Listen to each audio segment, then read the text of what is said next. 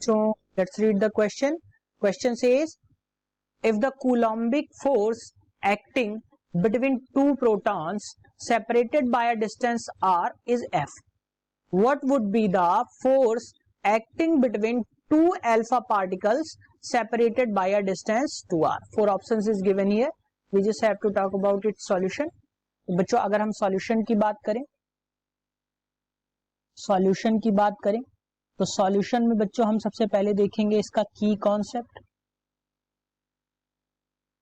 तो एक चीज बच्चों याद रखिए, जो अल्फा पार्टिकल्स होता है, तो अल्फा पार्टिकल पे जो चार्ज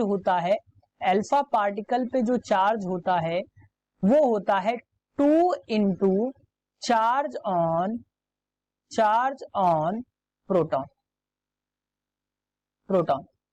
अब अगर हम क्वेश्चन के अकॉर्डिंग देखें तो सबसे पहली बात जो फोर्स है ये भी याद रखिए, फोर्स इज इक्वल टू होता है K into Q1 Q2 by R square, जहां पे याद रखिएगा Q जो है, K जो है वो होता है 1/4 पाई एप्सिलॉन नॉट के बराबर।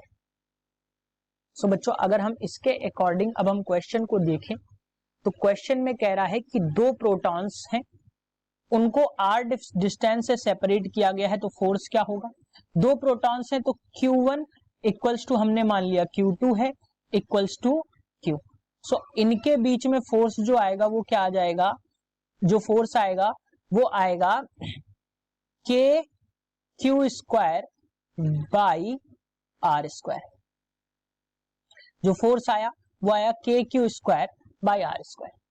अब बच्चों कह रहा है कि दो अल्फा पार्टिकल्स के बीच में, अब अल्फा पार्टिकल्स के बीच में जो चार्ज होगा वो 2Q के बराबर होगा, और जो Q1 होगा, अब अल्फा पार्टिकल के लिए अगर हम Q1 की बात करें तो वो आपको 2Q मिल रहा है, और Q2 की बात करें तो वो भी आपको 2Q मिल रहा है। तो अब अगर हम एक चीज और याद रखिए, जो रेडियस है वो चेंज होके क्या हो गई है? रेडियस की अगर हम बात करें तो वो चेंज होके 2r के बराबर हो गई है। सो बच्चों अब अगर हम इसको उसी फॉर्मूले में पुट करेंगे तो यहां से जो हमें f की वैल्यू बच्चों मिलेगी वो मिलेगी k इंटू, अब देखिए Q1 Q2 की वैल्यू क्या हो रही है? 2Q into 2Q upon R square यानी 2r का होल स्क्वायर। सो बच्चों f डैश, ये f डैश मान लेते हैं, f डैश की वैल्यू जो हमें मिली वो मिली k into 4Q square upon 4r square. अब यहां से एक चीज देखिए, जो r की वैल्यू है वो यहां से कैंसिल आउट हो रही है, तो जो हमें बच्चों वैल्यू मिली वो क्या मिली?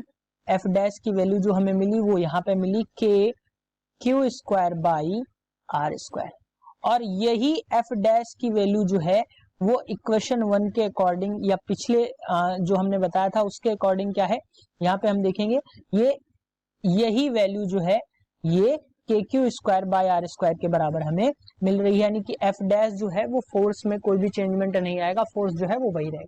So correct option for this question is option 2। Hope you understood it well. Best of luck.